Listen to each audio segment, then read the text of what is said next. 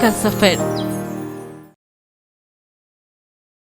कोयल के पिताजी उसे कमरे में बंद करके चले जाते हैं और वो अकेली रोती रहती है। सुबह होते ही उसकी माँ दरवाजा खोलती है और देखती है कि कोयल जमीन पर सोई हुई थी। कोयल की माँ को उसकी ये हालत देखकर बहुत तरस आता है। कोयल, उठ जा बेटी, देख सुबह हो गई, स्कूल नहीं जाना क्या? चल जल्दी से उठकर नहा ले और स्कूल के लिए तैयार हो जा। स्कूल? मैं क्या करूँगी स्कूल जाकर माँ, जब किसी को मेरी पढ़ाई लिखाई पसंद ही नहीं। माँ, ऐसे नियम क्यों बनाया गया है कि लड़कियों को पढ़ने लिखने का, आगे बढ़ने का, अपनी मर्जी से जीने का कोई अधिकार नहीं होता? बेटी, ये समाज के बनाए हुए नियम है और हमें इन्हें मानना ही पड़ता है। दोनों माँ बेटी एक दूसरे के गले लगकर रोने लगती है। माँ, आपने मुझे जन्म क्यों दिया? अच्छा होता यदि आप मेरे पैदा होते ही किसी अनाथ आश्रम भेज देती। ऐसा नहीं कहते मेरी बच्ची, तू तो मेरे जीने का सहारा है। किस काम का ये सहारा? तुम पर सिर्फ बोझ हूँ मैं। नहीं बेटी, ऐसा मत कह। यदि मैं लड़का होती तो कितना अच्छा होता ना, सब मुझे प्यार करते, पिताजी, दादा, दादी। लेकिन मेरे नसीब में सिर्फ उनका गुस्सा है। कोई मुझे पढ़ने, आगे बढ़ने से ना रोकता, सब मेरे हुनर की प्रशंसा करते।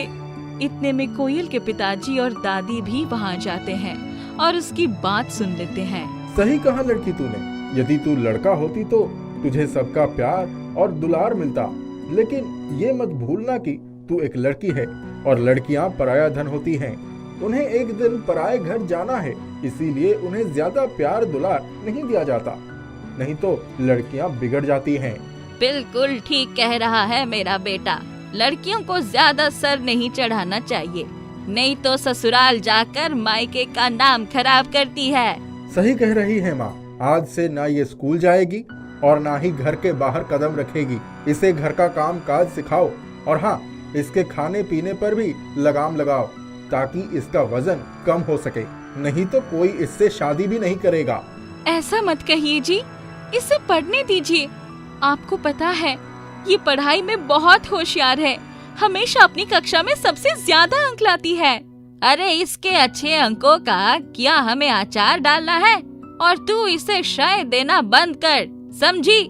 नहीं तो पछताएगी एक दिन। बता रहे हैं हमें अब इससे आगे नहीं पढ़ाना तो नहीं पढ़ाना, बस। अम्मा जी, ऐसा मत कहिए, मेरी बच्ची के जीवन में अंधेरा मत कीजिए। उसे पढ़ने दीजिए, कृपया उसे स्कूल जाने दीजिए। स्कूल जाके भी तो पढ़ना लिखना नहीं है इसने, वहाँ भी तो नाचने गाने ही जाती है। नाचने गाने नहीं जी, सिर्फ पढ़ाई पर ही ध्यान देगी अब से। वो तो बस ऐसे ही। मैंने जो कहा समझ नहीं आया तुझे? ये स्कूल नहीं जाएगी मतलब नहीं जाएगी। वैसे भी पढ़ लिख कर कौन सा डॉक्टर या इंजीनियर बन जाएगा ये? कोयल पिताजी के सामने हाथ जोड़कर कहती है, पिताजी कृपया मेरी पढ़ाई मत रुकवाइए। आप जैसा कहेंगे मैं वैसा ही करूँगी। आपसे बस एक ही चीज मांगती हूँ, कृपया मेरी पढ़ाई मत रुकवाइए। कभी नहीं, तू स्कूल नहीं जाएगी, बस ये मेरा आखिरी फैसला है।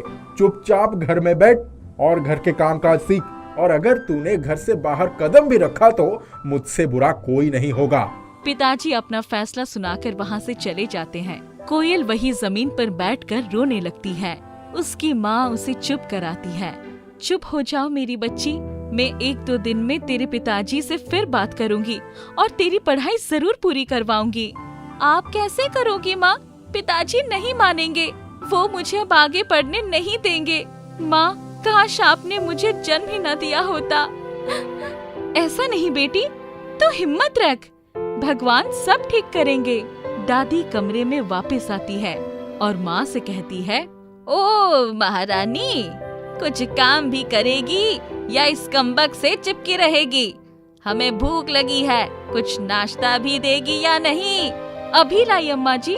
माँ कमरे से बाहर जाती है और दादी कोयल से कहती है, ए लड़की, बहुत हो गई नौटंकी, चल उठ और देख घर का कितना काम पड़ा है। अब तुझे घर का काम सिखाना है तो सबसे पहले झाड़ू पोछे से शुरुआत करते हैं। चल जल्दी से पूरे घर में अच्छे से झाड़ू और पोछा लगा दे, जरा भी गंदगी नहीं दिखनी चाहिए। दादी, लेकिन मैं। अरे ये क्या बकरी की तरह मैं कर रही है? सुना नहीं तेरे पिताजी ने क्या कहा था? तुझे घर का काम सीखना है। और मैं कौन सा तुझे पूरे मोहल्ले की सफाई करने को कह रही हूँ? अपने घर की ही तो सफाई करनी है। चल जल्दी शुरू हो जाओ। शाबाश। ठीक है दादी, अभी कर देती हूँ, लेकिन मैं पहले नाश्ता कर लूँ, बहुत भूख लगी है। सत्यानाश जाए तेरा। अरे खाने के सिवा कुछ और काम भी सीखेगी या नहीं? जब देखो बस खाना खाना खाना। अरे खा खा के फट जाएगी एक दिन। पहले जो काम कहा है वो कर। सारे घर की सफाई कर, फिर देती हूँ तुझे खाना।